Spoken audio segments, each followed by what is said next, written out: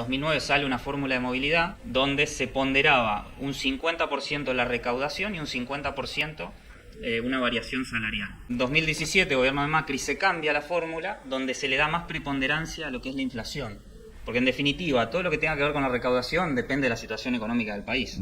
Esa fórmula, que inicialmente se dijo que iba a ser negativa, después, esto lógicamente uno siempre lo ve con retrospectiva, cuando pasa el tiempo y ve qué aumento hubo, cuando ¿no es la cierto? inflación se Exactamente. despertó, sí. Hasta ese momento venía siendo una fórmula bastante adecuada porque tuvimos una alta inflación y esa fórmula venía corrigiendo de manera, dentro de todo, buena el aumento del costo de vida. Pero, principio de 2020, el Congreso dicta una ley de emergencia y autoriza que el Poder Ejecutivo dé aumentos discrecionalmente por decreto.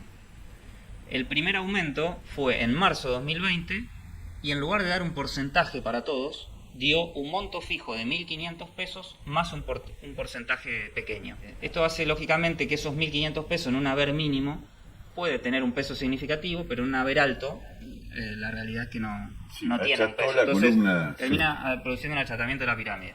Y si nosotros vemos, ya finalizado el 2020, y hacemos una comparación entre la ley que teníamos antes y los 4 aumentos que hubo por decreto, nos da que la ley hubiese dado un aumento de un 42%, y en cambio los aumentos por decreto dieron para los haberes mínimos un 35% y para haberes medios y altos un 25%. Hay que tener muy presente que la movilidad es un aspecto acumulativo.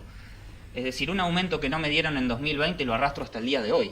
Entonces, si de un 42% de la ley anterior a los jubilados de haberes medios le dieron un 25%, eso repercute en un 15%. Es decir, que la gente hoy en día que percibe un haber medio tiene que tener presente que debería cobrar un 15% más de lo que cobra hoy en día por justamente la suspensión del 2020. Esto que terminamos de describir, ¿tiene algún antecedente judiciable dentro del sistema jurídico argentino?